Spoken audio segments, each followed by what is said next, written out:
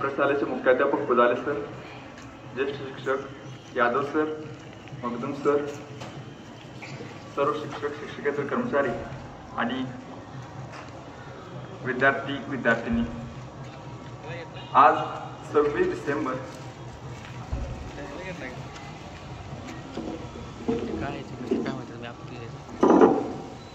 आजचा 26 डिसेंबर हा दिवस आपल्या भारताचे पंतप्रधान माननीय श्री नरेंद्र मोदी यांनी वीर बाल दिवस म्हणून साजरा करण्याचं ठरवलं आणि त्यांनी ही घोषणा केली. तर वीर बाल दिवस हा दिवस साजरा करण्यापाठीमागे उद्देश काय, याचा इतिहास काय, यातून कोणते संस्कार मूल्य विद्यार्थ्यांवर आणि आपल्या राष्ट्रातील युवकांवर बिंबवायचं यासाठी वीर बाल दिवस म्हणून घोषित करण्यात आला.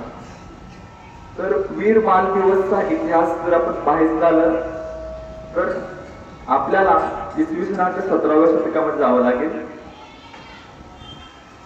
इसवी सनाच्या 11व्या शतकापासूनच आपल्या भारतावर परकीयांचे आक्रमण होऊ लागले. सर्वात पहिलं आक्रमण झालं ते सिकंदराने केलेलं, पण सम्राट चंद्रगुप्त मौर्यानं ते आक्रमण परतवून लावलं आणि अखंड भारत स्थापन केला. चंद्रगुप्त मौर्यानंतर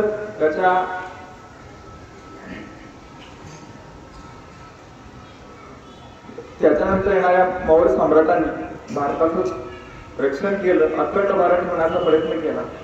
पण 12व्या शतकानंतर हळूहळू मुस्लिम आक्रमण या भारतावर होऊ लागलं.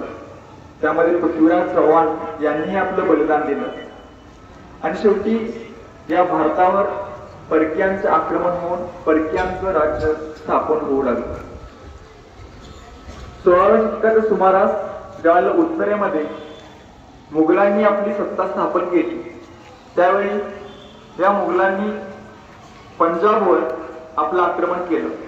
त्यावेळेला शिखांचे 10वे धर्मगुरू गुरु गोविंद सिंग हे शिखांचे त्यावेळी 10वे धर्मगुरू होते आणि शीख संप्रदाय हा आपल्या शौर्यासाठी प्रसिद्धच आहे. गुरु गोविंद सिंहांनी अगदी निकरानं या मोगलांच्या विरुद्ध आपलं युद्ध सुरू ठेवलेलं होतं आणि या युद्धामध्ये अनेक सेनापती, अनेक शिलेदार, अनेक सैनिक धारातीर्थी पडत होते. याच वेळेला या मुघल आक्रमणापुढे गुरु गोविंद सिंह यांचं बळ, यांची सेना कमी पडू लागली. त्याच वेळेला गुरु गोविंद सिंहांनी अगदी गनिमी काव्यानं किंवा अगदी मर्यादित सैन्य हातात असून सुद्धा निकरान हा लढा सुरू ठेवलेला होता. गुरु गोविंद सिंह यांना 4 मुलं होती. त्यामध्ये सर्वात मोठा मुलगा होता अजित सिंह, दुसरा होता झुंजार सिंह, तिसरा मुलगा होता जोरावर सिंह आणि चौथा होता फतेह सिंह. अशी 4 मुलं होती. पहिली जी 2 मुलं होती ती मोठी होती आणि या गुरु गोविंद सिंहांच्या देव, देश आणि धर्म, भारतीय धर्मासाठी, भारतीय राष्ट्रासाठी ते झुंजत होते, युद्ध करत होते, लढत होते.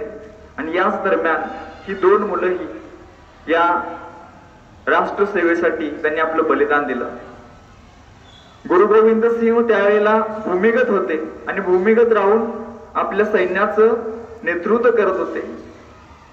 आणि या गुरु गोविंद सिंहांना पकडण्यासाठी मुघल सैन्य, ज्याला आपण हिंदीमध्ये म्हणू शकतो जंग जंग पचाड रहे थे, अगदी साम दाम दंड भेद यांचा वापर करून गुरु गोविंद सिंहांचा ते शोध घेत होते.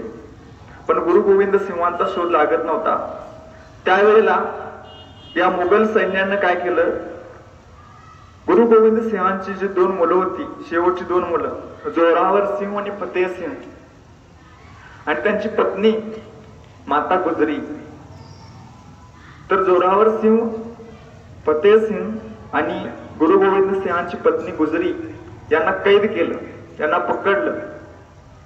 आणि यांना पकडल्यानंतर तरी आता गुरु गोविंद सिंह समोर येतील आणि त्यांना आपण गुरु गोविंद सिंहांना कैद करू असा मनसुबा ठेवून त्यांना त्यांचे कैदेमध्ये अतोनात हाल सुरू केले.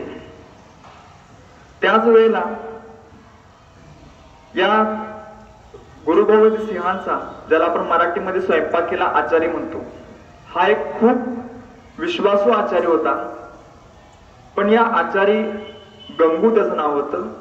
त्यानं पैशाच्या आणि पण या वयात सुद्धा त्यांच्या अंगात राष्ट्रभक्ती एवढी प्रखर होती की त्यांनी आपला देश, आपला देव आणि आपला धर्म याप्रती असलेली श्रद्धा, याप्रती असलेली निष्ठा त्यांनी सोडलं नाही. अतोनात हाल सोसले, भूक तहान यांना ते जुमानले नाहीत. आणि शेवटी या मुघल सैन्यानं या 9 वर्षाच्या जोरावर सिंह आणि 6 वर्षाच्या फतेहसिंग यांना भिंतीमध्ये गाडलं.